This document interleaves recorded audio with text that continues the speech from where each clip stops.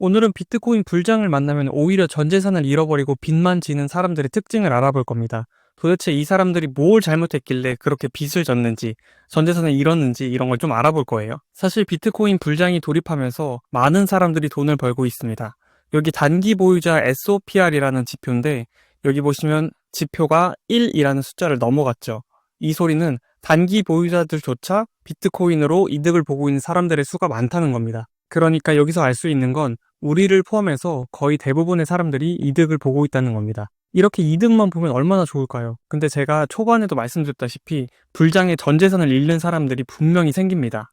그럼 그 사람들은 왜 불장에 전 재산을 잃었을까요? 그 이유는 불장에서 일어나는 감정의 극단화 때문입니다. 시장이 지금처럼 올라갈 때는 두 가지 부류의 사람이 생깁니다. 첫 번째는 자신의 계좌가 막 불어나니까 자신이 코인을 잘하는 줄 알고 투자 스타일을 점점 위험한 방향으로 바꾸는 사람들이 있습니다. 두 번째 부류는 남들은 코인을 벌고 있는데 본인은 코인을 사지 못하거나 타이밍을 놓쳐서 돈을 못 따고 있는 경우는 포모가 심하게 와서 감정이 조급해집니다. 결국 이 조급함이 사람을 망치게 됩니다. 첫 번째 케이스는 욕심 때문이고 두 번째 케이스는 조급함 때문에 망치는데 신기하게도 이 두 부류의 케이스는 동일한 방법으로 망하는 길을 걷게 됩니다. 제가 한번 프로세스를 읊어볼게요. 첫 번째 케이스는 평범하게 직장을 다니다가 우연히 코인에 입문합니다. 하지만 투자 공부가 아직 덜 된 상태겠죠. 그렇게 투자를 하다가 운 좋게 불장을 만나서 돈이 벌립니다. 근데 이거를 뇌는 단순하기 때문에 본인의 실력으로 돈을 벌었다고 착각을 하게 됩니다. 사실은 불장이 벌어주는 건데 말이죠. 이 사람은 100만 원을 넣었는데 500만 원을 벌어버립니다.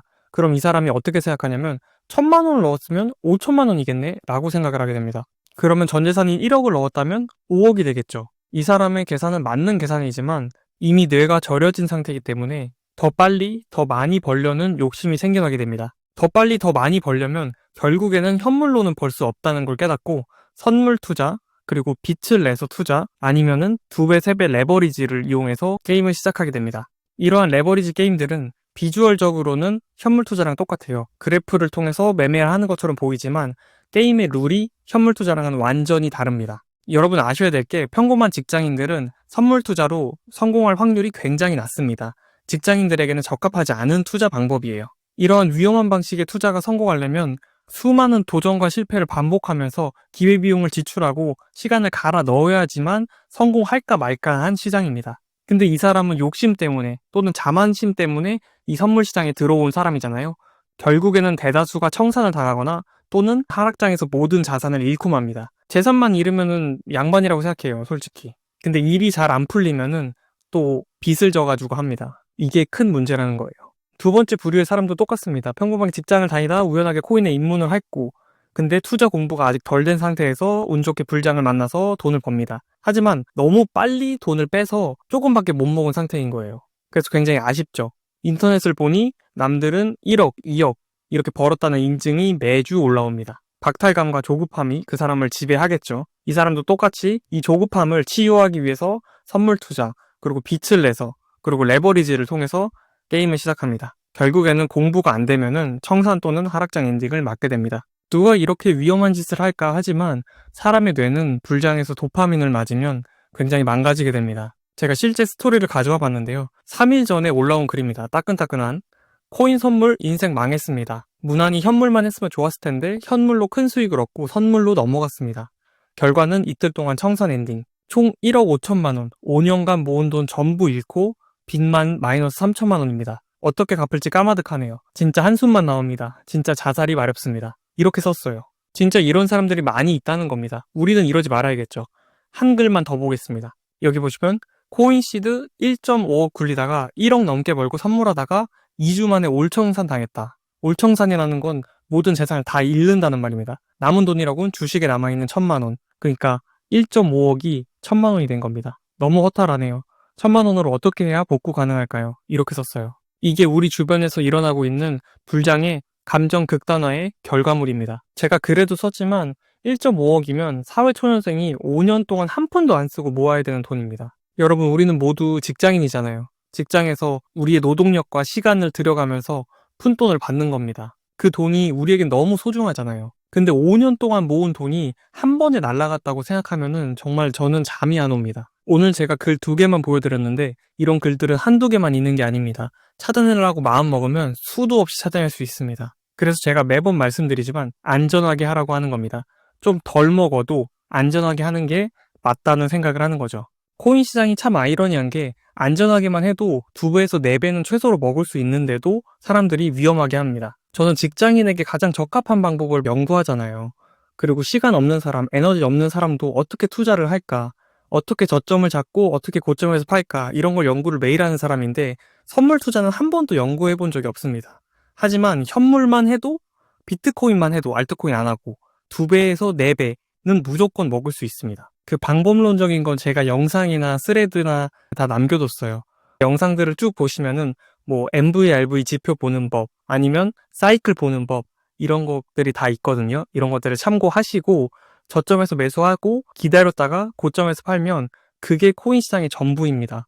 뭐 사실 강의를 들을 필요도 없어요. 강의는 막 55만 원씩 내고 듣는데 그럴 필요가 없다는 말입니다. 간단한 방법론, 욕심을 컨트롤하는 신법, 그리고 멘탈을 잡아줄 수 있는 좋은 인플루언서 1명 정도만 있으면 되는 시장이라는 뜻입니다. 여기까지 보신 분들을 위해서 제가 조금 더 알려드릴게요. 이 지표는 단기 보유자 SOPR이란 지표고 이 사이트는 크립토퀀트입니다. 지금 무료 버전으로 돼 있어요. 저도 부계정에서는 무료 버전으로 씁니다. 근데 이것도 충분해요. 굳이 돈 안 들여도 됩니다. 이 지표가 뭘 뜻하냐면 1시간 이상부터 155일 미만의 단기 투자자들이 보유한 코인에 대해서 이 코인이 이득이냐 지금 손해냐 이걸 나타낸 지표예요.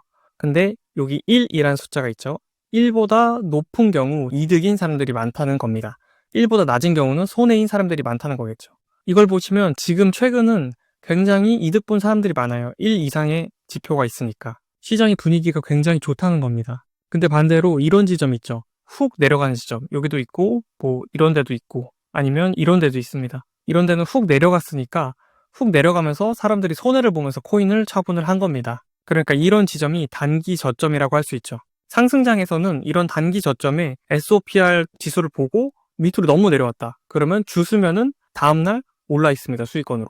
이런 게 또 팁인 거예요. 그러니까 훅 내려간 지점이 매수 타점이 되겠죠. 근데 나는 긴 흐름을 먹고 싶어요. 이런 단기 타점 말고.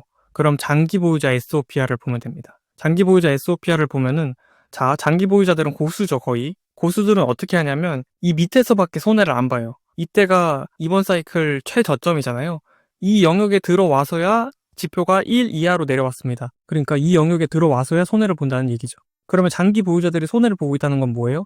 가격을 받쳐줄 확률이 높다. 그러니까 여기에서 매수를 진행하면 되겠다. 여기서 사고 그냥 버티는 거예요. 충분히 먹었다고 생각한다. 내가 내 가족들을 부양할 수 있고 이 돈으로 행복을 살 수 있다 라고 생각한다면 나와라. 익절하셔라. 익절은 항상 옳다 라고 말씀을 드렸죠. 근데 조금 더 위에서 팔고 싶은 분들은 어떠한 방법을 쓰라고 했어요? 제가 비트코인 나올 때 알려드린다고 했죠. 그래서 스레드를 구독해 놓으셔라. 그리고 두 번째는 MVRV 지표를 보셔라. MVRV 지표가 이제 6이나 7 이 정도가 되면은 분할 매도를 시작하셔라. 이제 이런 방법들이 있었습니다. MVRV 지표는 제가 맨 처음 동영상 비트코인 날로 먹기 썸네일 제일 처음 동영상 그거였죠. 그거를 보시면 나와 있어요. 오늘은 불장일수록 위험하게 투자하지 말아야 되는 이유와 어떠한 프로세스로 그 사람들이 돈을 잃고 빚을 지게 됐는지 우리는 절대 소중한 우리의 돈과 시간을 버리지 말아야겠다고 같이 다짐을 한 겁니다. 마지막에 끝까지 본 분들을 위해서 SOPR 해석하는 법까지 알려드렸습니다. 오늘도 성투하시길 바라겠고 꼭 불장에는 수익 보셔가지고 행복한 삶을 영위하시기 바랍니다. 성투하세요.